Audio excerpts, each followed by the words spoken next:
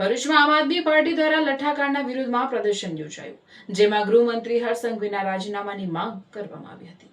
મૂળ નિવાસી એકતા મંચનો અનોખો વિરોધ, રોડ ઉપર બેસી યોજ્યું બેસણું। પાલેજ નારેશ્વર રોડ ઉપર સર્જાયેલા ખાડાઓને લઈ કાર્યકરોનો અનોખો વિરોધ। પાલેજ નારેશ્વર રોડ ઉપર સર્જાયેલા 2-3 ફૂટ ખાડા રાજનો વિરોધ। કાર્યકરો સાથે તાલુકા કોંગ્રેસ પ્રમુખ પિન્ટુ પટેલ પણ જોડાયા। રોડ ઉપરથી એકવાર મુખ્યમંત્રી નારેશ્વર દર્શન કરવા આવે, જેથી દાદા આવે છે ને લઈ ખાડા પુરાય, પિન્ટુ પટેલે કહ્યું। રોડ ઉપર આવેલ તાલુકાના 10 થી 15 જેટલા ગામોના લોકોને અવરજવર કરવા માટે મુશ્કેલીઓ સર્જાઈ રહી છે। ચોમાસા પહેલા સ્થાનિક આગેવાનો દ્વારા ખાડાઓ પૂરવા રજૂઆત કરાઈ હતી। કાર્યકરોએ ખાડાનો ફોટો મૂકી બેસણું યોજી અનોખો વિરોધ કર્યો। આ જે રેતી માફિયાઓ છે એમના દ્વારા ઓવરલોડ ગાડીઓ જે જાય છે અહીંયા, અને રોડની હાલત ખૂબ જ કથળી છે, એટલા માટે આ રોડનું બેસણું રાખવું પડ્યું હતું। અને તંત્ર દ્વારા અવારનવાર જાગૃત કરવા માટે તંત્રને વારે ઘડીએ જણાવીએ છીએ, છતાં પણ આ બેસણું રાખીને આજે જાહેર કર્યું કે ભાઈ ખાડા પૂંજન કરી અને આજે બેસણું રાખી અને જણાવીએ છીએ કે ભાઈ બેસણું રાખવા સિવાય હવે કોઈ ઓપ્શન રહ્યું નથી। પણ હવે અમે વિચાર્યું છે કે મુખ્યમંત્રી દાદા ભૂપેન્દ્રભાઈ પટેલને રજૂઆત કરવા જવાના છે અમે, અને કહેવાના છે કે નારેશ્વર તીર્થધામનો દર્શન કરવા માટે આવે, પાલેજ નારેશ્વર રોડ પર રહીને એવી રજૂઆત કરવા માટે જવાના છે।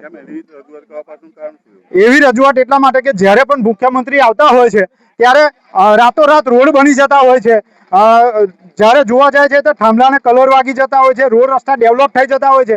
તો મુખ્યમંત્રીની એકવાર રજૂઆત છે અમારી કે દાદા અમારું નારેશ્વર તીર્થધામ છે જે રંગઅવધૂત દાદાનું, ત્યાં અહીંયા રહીને જાય અને એ રંગઅવધૂત દાદાના દર્શન કરે, જેનાથી અમને રોડનો લાભો મળે અને રોડ તો સારો થાય, એવી અમારી રજૂઆત છે।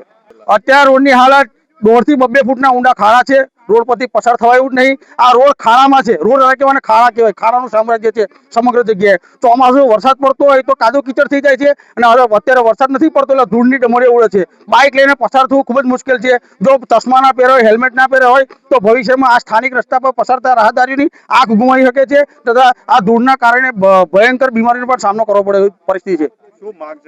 મારી માંગ એક જ છે, આ જાહેર જનતાના હિતની અંદર, આ સ્થાનિક લોકોના હિતમાં, લોક લાગણીને ધ્યાનમાં રાખીને તાકીદે રસ્તાનું સમારકામ કરવામાં આવે અને ફરીથી આ રોડ મંજૂર કરવામાં આવે। અને હવે પછી જે રોડ મંજૂર કરવામાં આવે તો એની જે મટીરિયલ આવે છે એ મટીરિયલ થોડું હેવી વાપરવામાં આવે, કે જેથી આ રોડ તૂટવાની પ્રશ્ન બને ના।